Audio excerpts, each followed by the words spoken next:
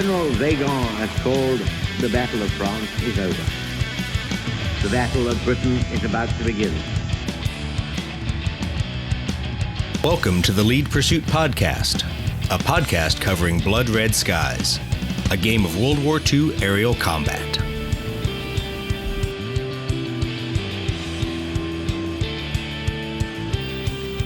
Welcome to episode 20 of the Lead Pursuit Podcast. The team has been super busy for the last few weeks with school, jobs, family, and of course the holidays that all take a toll on our hobby time. But we wanted to get together one last time before it gets really crazy to chat about Blood Red Skies and our lack of hobby progress over the last month. So guys, I know we have all been busy. I've been off doing non-Blood Red Skies kind of things, actually the real job and photography stuff. Brett has been off doing family things and work, and Chris has actually been, wait a minute, finishing his schoolwork? Come on. Hey, what a dude, terrible excuse. it is, but you know, eventually it's going to pay the bills. So, well, what have you guys been doing hobby? Because I haven't done crap. Brett, what have you done? And I've been working on that B-29. That's been a kind of a fun process. That's true. Yeah, those medals just sent it gorgeous on that thing, man. I just sent it to Kevin to proof the RB-29 decal sheet. Yep. So, once I got it, I was like, I'm just going to paint it. So I was just going to send it to him to fool with it and have him, and not start painting it until he sent it back to me. But I couldn't resist, So it's all ready for the decals to go on. So when I get it back, I'll slap the decals on, put some more varnish on it, and then tidy it up, and it'll be ready. So how are we going to mount this damn thing? It is huge, isn't it? Yeah, it goes. It sits on a Blood Red Skies extended base, no problem. And it's so big, though. The fuselage does it dominate the board? Well, it's big, and I don't think the pictures do it real justice. I mean, it's just so much bigger than anything else that we have on the table. But when you put it into disadvantage, the nose actually kind of rests on the table, and when you put it in advantage, the tail rests on the table. So it's not falling over. This is going to be a little embarrassing. Next to it, yeah, just exactly. For a little bit of scale. Put it out there with a MiG. I want to see that. Yeah. So I sent that off. I think Kevin will get it tomorrow is the estimate. And, whenever he can get that back to me, I'm trying to just crank it out really quick so I can get it to you for Siege of Augusta. Right. Well, I'd love to have it for Siege of Augusta. And for those that are listening, there is already a Blood Red Skies game set for Saturday afternoon and evening. It looks like it'd be an 8-player Battle of Britain, German bombarding a coastal radar station or something like that. That game looks like it's going to be fun. I've signed up for it. I think there's still some openings left if anyone's going to Siege and hasn't signed up. But I'm going to bring my new MiG Alley map. I'm going to bring MiGs and Sabres and maybe a rather large B-29. So we'll do some jet stuff as well. And so there's some openings on Friday. Depends on what everybody's schedule supports. I'll be there Friday. I'll gladly host a Blood Red Skies game, or we can do a pickup game whenever anyone has any free time. But I think doing that B-29 on the map is definitely going to be fun to at least see that thing fly around the table. At least Very look cool. Yeah. Chris, what have you been doing? So, honestly, with school, it's just been crushing, but I did get my God, now I'm forgetting airplanes. My Wildcats done from my Guam Wildcats are done. Oh, nice. So I got the canopies painted on them. I got my Hellcats done, all except the canopies. Those will be done soon. And then I was going to start some other things, but I'm just going to wait until I'm waiting on an order from David right now with the Fiats and the 202 or the 202s for Sweet. the Malta campaign. And I'm waiting for the 79s for that Brett was able to score. Thank you very much for signing. Somebody could 3D print us some 79s. By the way, if you're looking for 79s, the mold that Dave has is not good right now. I told him that we're going to be doing Siege of Malta for Adepticon this year, so he's putting the mold back in the order of getting things fixed. But he said that he's just frankly been so swamped with Christmas and Blood Red Skies that he just that was one of the molds that just got pushed to the back when it failed. That actually sounds like a good thing to me. The fact that he is getting so much business from Blood Red Skies miniatures requirements, dude, I think that's a good thing. He said, I am swamped. He said, I can't see straight with Christmas coming up. And he says, I can't get to it. And I says, possibly could you get to it for us? But now that we've got the other ones, I'm probably going to send him an email and just say, hey, hold off. Don't put that in your queue to fix until Blood Red Skies gets a little bit closer to actually doing the Italy stuff. So, I mean, I don't want to have him do something that's going to sit there and he's only going to crank a couple models out when he's cranking models for the community that are more needed out. Right. Well, I think that looking that Adepticon is probably going to be the best time to do something big with Malta. Yeah. Assuming all the pieces fall into place and assuming that Airstrike comes out somewhere February-ish, then everybody will be ready to do that kind of big scenario with some ground targets and some cool things out there. John Russell posted a picture of the physical book the other day. Oh, that dirty rat! I missed it somehow. Did. I think it was, but I don't know if I'm diming him out or cat out of the box. So something's been printed. I don't know if it's a test print. Which they do those in the business sometimes where they'll do a limited run. But he did have a physical copy that said Airstrike on the front. Nice. That's good to know. He was holding in his hand. So I don't think because when he was explaining to us, it wasn't necessarily a matter of them getting it printed in time. It was more a matter of there's so many things going on. Correct. That they didn't think they were going to be able to keep up with demand for other things along with releasing Airstrike. So they just basically hit pause on it for a little while. So I think that's why there's probably some copies of it floating. Well, so I don't think we're going to have any problem having it by Adepticon. Yeah, the good news is, at least according to their own newsletter, they've already filled all their Black Friday orders. So unlike last year when the wheels came off the bus and it went careening down and hit a truckload of nuns, this year it sounds like they managed everything and their Black Friday sales did not overwhelm them. So they were able to go out there and fill those orders, be able to go through the holidays and then focus on releasing some stuff for the first of the year, which should be good. Yeah. So that's the big stuff that I've been working on. Like I said, getting ready for Siege of Malta, and I'm definitely looking forward to the Midway stuff. And for me, the bigger thing is Guadalcanal stuff. So so in the long run, that's where kind of my heart is sitting in Blood Red Skies. You left your heart in Guadalcanal. No, the song doesn't go that way. I've been so stuck on reading everything freaking Guadalcanal, and in the off moment, time to sit and hobby. But I've been spending a lot of time in the car, so all the time that's been in the car has been listening to various books about that storyline. So. Yeah, I have not been doing that. I've been spending my time traveling back and forth, listening to 40K podcasts for all the stuff that I haven't caught up on. And all the new rules drops and everything that I don't know about the game that is got even more miniatures waiting to be painted than Blood Red Skies, but that's okay. Well, I will pimp one of the projects that I have been working on because it is kind of Blood Red Skies related, but I did finish my first feature-length documentary as part of one of the classes that I was doing in the school. It's not the greatest piece of work ever. Trust me, people, I'm starting out with this whole interviewing things, but I was able to interview a B-29 bombardier who actually flew in Japan, and dude's a fascinating guy. He lives right up the road from me in an assisted living community. And we got to spend several days together talking and reminiscing. And then I was able to record his story for about 2 hours. So if you're interested in that, it's up on YouTube. Mr. Orly Duke Van Dyke. The guy recounts some absolutely amazing stories, like the fact that to get into a B-29 bomb bay when you were the bombardier and you had a hung bomb, you had to have the bomb bay doors open and you couldn't go in with your parachute on. Because the door was too small. That sounds like a great plan. Who designed that one? Oh, must be the same people I work with at Navair. Yes, absolutely. So he's talking about being on like an 8-inch, like stanchion in between the bomb racks, like holding onto the ceiling with a screwdriver, trying to pry a bomb shackle loose to drop the one hung bomb after a raid in Japan. I mean, just great stories, stuff like that. If you enjoy stuff like that, that's firsthand.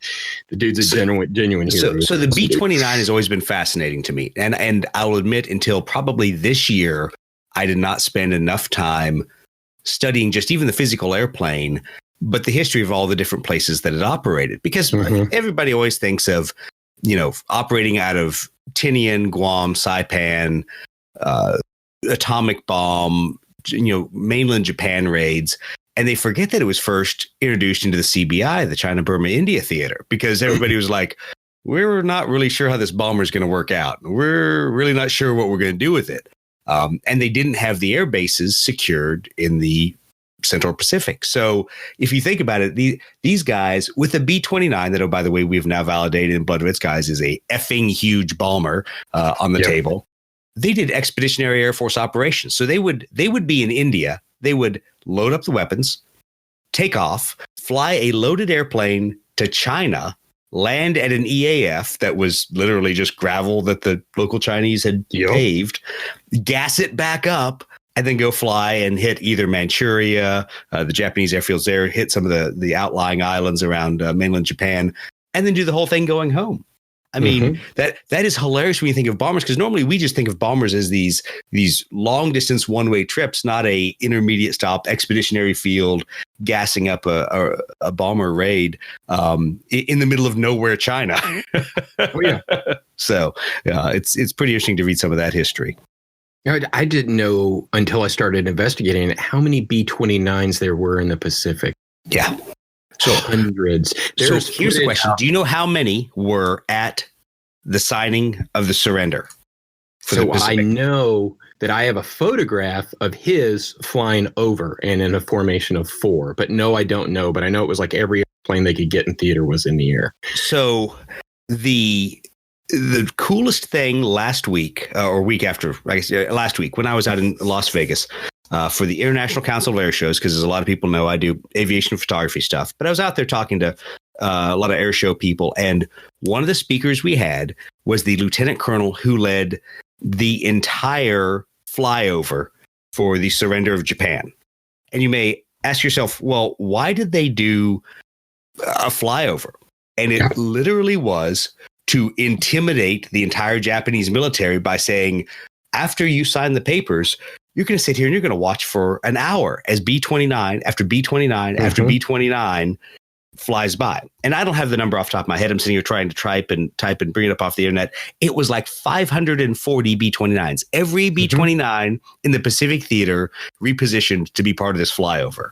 Oh, yeah. Orly said the sky was literally black with aircraft between the Navy and the Army aircraft flying that day. And while they were flying, the Marines were simultaneously landing on mainland Japan as they were signing the surrender. He says, I watched it. He says, it was just, he says, we couldn't believe we were part of it. And he says, our biggest worry was we were going to hit another airplane after we were done fighting a war. Yeah, exactly. Yeah. Well, and so it's interesting that you think about a show of force that big, and that's truly what it was. It was an intent to show the surrendering military that, just in case you had any second thoughts, this should dissuade you from any of that. But to think that there were still that many aircraft, just of that one type, still running around the theater, capable of doing combat operations, pretty darn impressive. Yep. I was really surprised in reading just in the accounts from Korea, just how complicated an aircraft it remained and how many crews and ships were lost just because of mechanical problems and stuff. I really was surprised by that. Well, I was also surprised how, as much as I'd always heard how amazing these remote controlled turrets were, that by the time of Korea, everyone was like, yeah, we disabled that crap. It didn't work very well. Yeah. So I don't know whether that was more of the advent of the jet or just the fact that it was tough to bore sight and tough to keep it, really aligned and really top notch. But still kind of hilarious when you think about how much revolutionary stuff was introduced just in the B-29, whether it be the entire pressurized fuselage minus the bomb bay, or things like that no one else had really done in an American aircraft of that size before. Well, I was fascinated. Orly was explaining to me that, what it was like when LeMay took over and how he came in and just changed the tactics completely. They were basically doing high altitude bombing, and Orly being a bombardier with that background, he was explaining that we just didn't understand the way the jet stream worked over Japan, and we weren't hitting anything from 30,000 feet at all. We were missing, 90% of the bombs that were being dropped were not getting on their target. So LeMay came in and said, hey, we're going to fly at 10,000 feet. And the reaction to that by everybody was like, you're going to get us all freaking killed. And he was like, no, we're going to fly at 10,000 feet. And the first thing we're going to do is we're going to blow up all their gasoline. Because once we blow up all their damn gasoline, they won't be able to fly. Yeah, and Orly said they only had 2 encounters with the enemy aircraft in the 24 missions that he flew. So, And he said they had pulverized the Japanese ability to just gas airplanes so bad that even they weren't seeing it. He says flak was their biggest worry. And he was explaining the octopus flak, using the white phosphorus in airburst over the bombers and how that would stick to the planes and burn through. And he says that was the thing you worried about the most. And it was fascinating to talk to somebody that actually been there and lived it. Yeah. Yeah, absolutely. Yeah. Saw a pretty cool declassified training video for flight engineer on a B-29. And the cool thing about it was from entering the aircraft until the aircraft came to a complete stop after a mission and all the things that a flight engineer does. It was really pretty cool. And it really, it was that typical 40s era introductory training film that was sort of theatrical, whatever. But the whole time I'm watching, I'm thinking, man, this is a lot of stuff going on for this flight engineer. Oh, yeah. Well, that's the funny thing. You think about aircraft like that so the original B-29s did not have beta, so they didn't have thrust reverse. They were truly individually managed engines still. I mean, as advanced an airplane it was, they were individually tweaking those airplanes in flight. In my opinion, the flight engineer was busier than the pilots. Because he's making everything successful, so the pilots have the thrust available, so that they can do their part of the mission and they can make the tactical decisions they make. But he's back there juggling everything, watching all the systems, and managing the pressurization and everything else. That is kind of an art form, is I guess the best way to say it. Until you had much more automated and aircraft. Those flight engineers were enlisted. Yeah. It wasn't an officer crew position. I was blown away by that, understanding that the oldest man in his crew was 26 years old. Yeah. The next oldest guy was 22, and he was the pilot. And out of the crew, the majority of them had enlisted in the Army. They were all at that age group that was post Pearl Harbor, coming of age. So they were all replacement crews, during the end of World War II. But he said that he went to Fort Sill, Oklahoma, to become a flash and sound freaking artillery guy. Basically a guy who looks through binoculars and waits for a cannon to fire from the enemy and then calls it in on a radio. It's not exactly, really incredible brain work. And he basically, one of his buddies said, "Hey, I'm going to go take the Army Air Corps test today. You want to go with me?" And he was like, "Yeah, sure." Went and took it, passed the test. And he said, next thing I knew, I was in college for 3 months, because they said to be an officer, I had to go to college. So they sent me for 3 months, and then they sent me to bombardier school, and I became a second lieutenant on the bombardier. I mean, it's just amazing when you look back on that. The age of those kids, what they were doing. I mean, I can say kids. I'm a 40-year-old guy, and I'm just like, oh God, I cannot believe how young those air crews were that were flying in those B-29s. Yeah, I'm just pulling up right now just a quick little blurb about the flight engineer on a B-29, and it's funny the things I take for granted. So doing fuel consumption mathematics in the F-18, pretty darn easy, because you look down at a computer that's calculating your fuel flow. And you have two engines, so there's only two of them. So you want to know how much gas you're going to burn in 30 minutes? Half of what's being displayed down there. But all the math was fairly straightforward for us, and we had fairly easy to remember rules of thumb. Sitting here and reading this paragraph, where it literally, the quote about the flight engineers, he said that the non-trivial duties that let's see if I can find it again. I've totally lost. Most hardworking member of the flight crew, that what we wanted him to do was impossible unless we gave him some extra arms. The flight engineer's computer might have been the most complex slide rule in history, with some 6 independent variables needed for calculation of fuel consumption. So it's not like looking down at your gas gauge and your new car says, yeah, you've got 20 miles to go till you're out. Yeah. And by the way, we just took a hit in our number 3 engine, and we've got holes in our number 2 tank, and there is no divert other than Iwo Jima, and figure it out. Exactly. Yeah, prepare for that landing sequence, right? Yeah, no kidding. Well, so we only have about another 15 minutes or so, because this is going to be a quick episode, because the holidays are crushing all of our schedules still. And I'm sitting here drinking my margarita, and it's getting lower and lower and lower, so I need to refill there eventually. Brett, are you drinking anything, or are you just having a glass of water?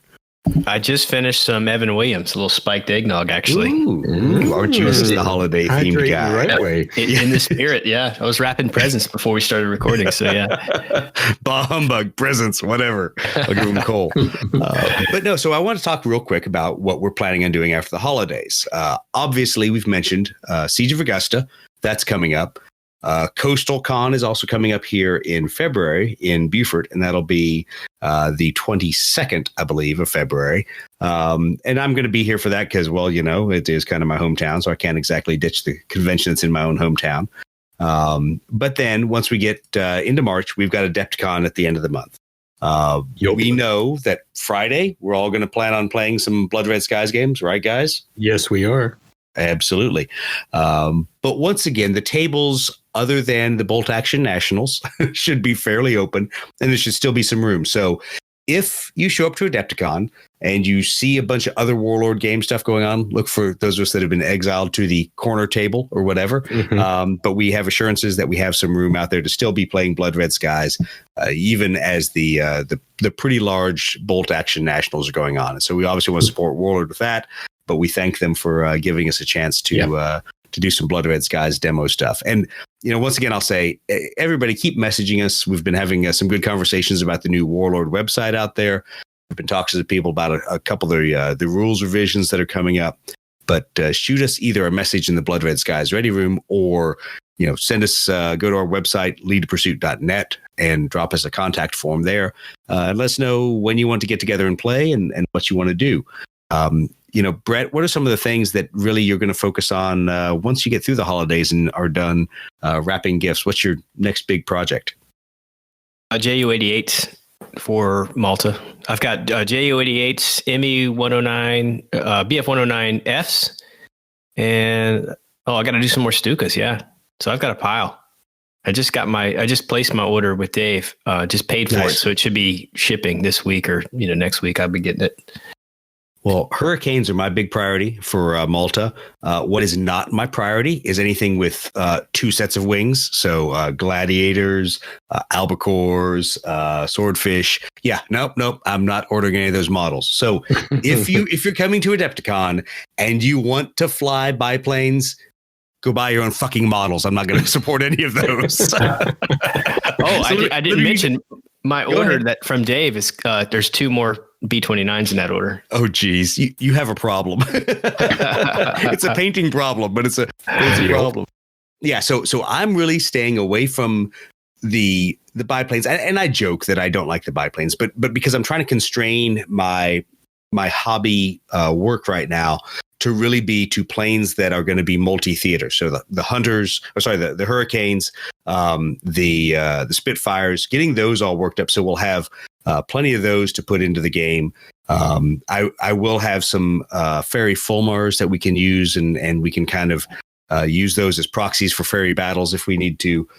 But no biplanes. So not to worry. Most of the scenarios we have built are not going to be ones that would use the gladiators.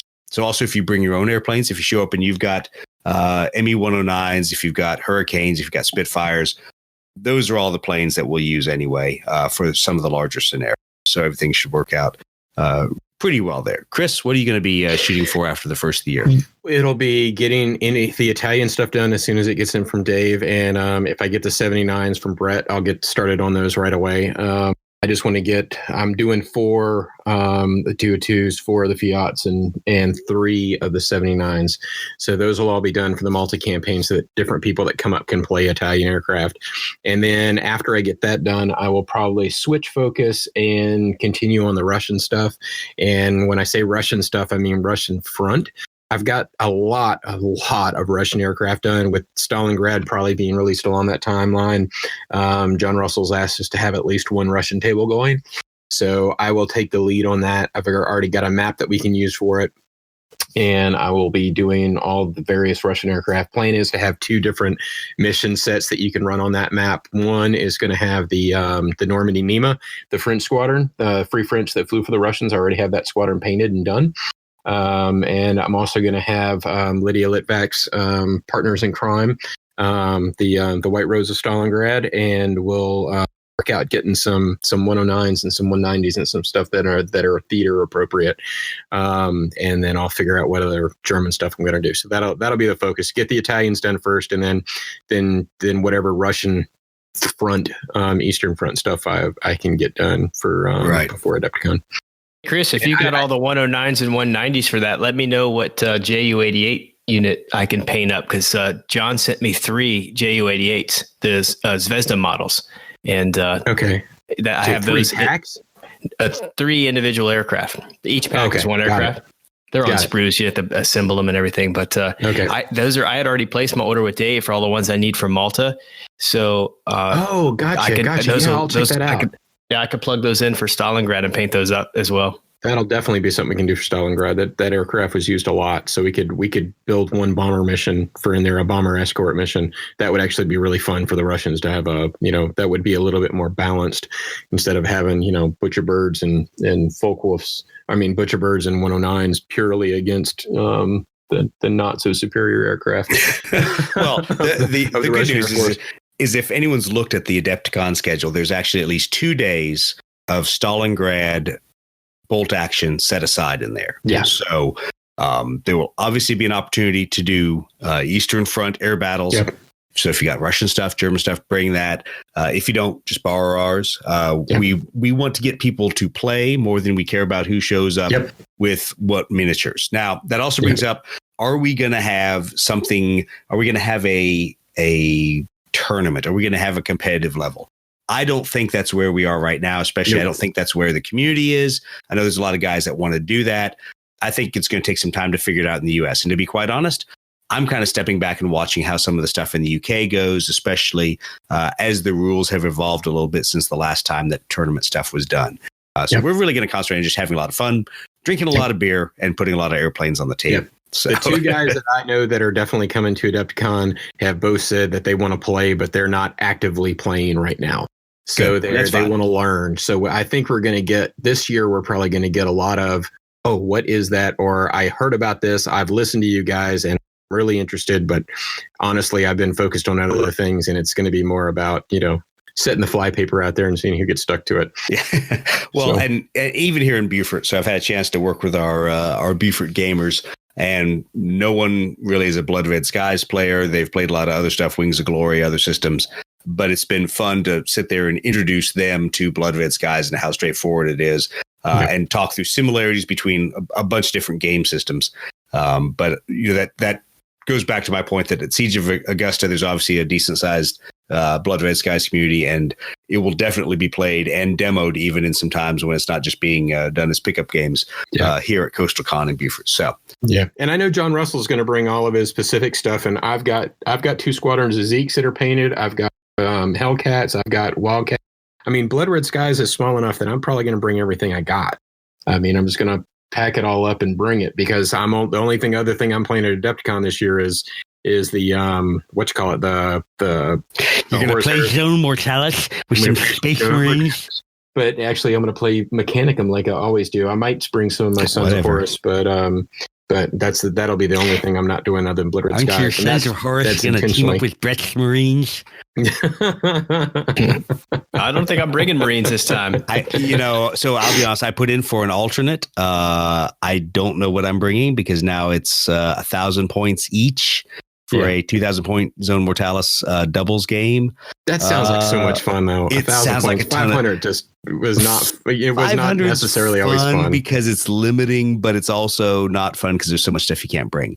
But the problem is it makes every list predictable just about. I mean, it's almost the same thing. Legatus, two squads of Marines outfitted different ways. Yes. So, and then some poor guy brings a dread, and that just gets absolutely waffle stomped by all the Marines that are out there. Absolutely. But melt the bombs for all my friends. Yeah, exactly. Exactly. But I joke about that because I don't know whether I'm going to be full-time Blood Red Skies or if I'm going to take a break and play a little bit of 30K just because I love Heresy. I've got some models painted, but crap, that means now I've got another 500 points I got to field between now. It's double, so you guys are both in if you want to play. So I mean, it's you and one other person, right? So for each entrance, so just let me know if you guys want to play, and if not, I'll find somebody else to team up with. Find some heretic to hang out with. You traitor. Well, I know Ryan didn't make it. I don't think into the guy we met last year that had the badass Sons of. I don't think he made it into the Zone Mortalis. It went all the Heresy events went really quick. That one went fast. I was surprised because my normal strategy of going in, getting my ticket, coming back in and getting my events, because Zone Mortalis was always like 2 days, a ton of slots. all of a sudden went back and Zone Mortalis was sold out. I'm like, whoa, which probably for me is better. I can concentrate on Blood Red Skies, but we'll see. We'll see what the painting. My trick this year was as soon as I got in and bought put my ticket in the cart, I typed in Horus Heresy in the thing. And as soon as it came up to ZM, I knew the Saturday ZM. I just grabbed it, clicked, and I think that's what got me through the cart because there was only, I think half the tickets were gone, and I was in there within 30 seconds of the cart going live. Oh my goodness, yeah, I'm on the waiting list, but I'm not painting any more models. So I think I have 750, maybe 1,000 points if you put those two armies we played last year together. Yeah, but, it's nothing fancy. It's just dudes of jump packs or not jump packs. All right. Well, we're going to go ahead and wrap it up so that we can get back to all of our holiday goodness and all the tasks and honeydew things that we're supposed to be doing, not podcasting. But thanks, guys, for at least making some time in your busy schedule to get back on the podcast and talk about Blood Red Skies.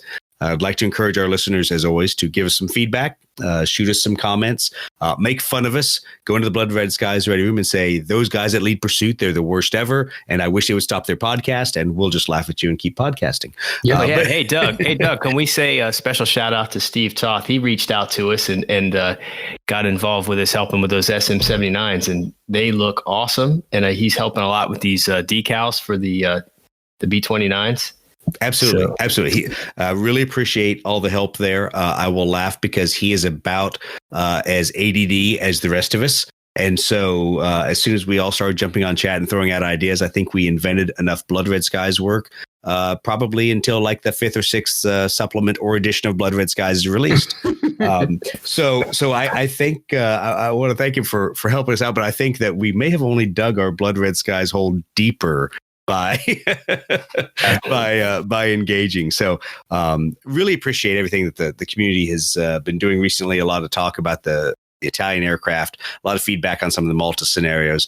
And I know I've got a couple guys that keep going out to the website, reading what we put up on the website for the scenarios and giving me feedback on all the things that I forgot to catch that I didn't put into the scenario sheets. So we'll get those revised and get everything back out there, and then keep pressing with playing Blood Red Skies. Thanks, guys. Appreciate you taking the time to join us. We will catch up with everybody after the holiday season, and we'll tell everyone what we're doing to get ready for the 3 conventions this spring. I'm going to find out what everybody got for Christmas. I know mine doesn't have any plastic, resin, or lead, so...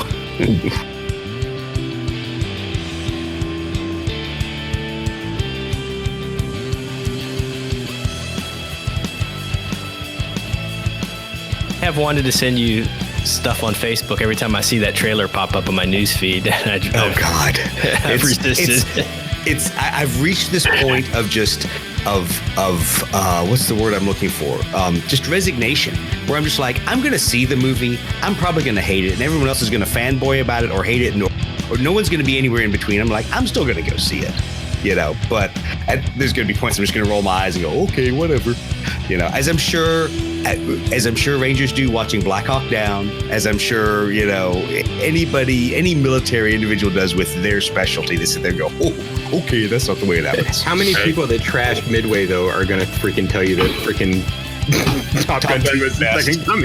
Yeah, exactly. Yeah, they're like, Midway sucks. That movie's terrible, but Top Gun's awesome. Tom Cruise. He was doing Mach 2 in a Super Hornet. It's gonna be like Iron Eagle, but yeah, it will be. So that used to always be my joke, and I'll make it here because John isn't here to defend himself. But fuck, man, we only made one Top Gun movie in the Navy and Marine Corps. Iron Eagle made at least 3, or was it 4? Yeah. I lost count. It was bad. They had to invent World War II airplanes at some point in some guerrilla, contractor war because they ran out of stories.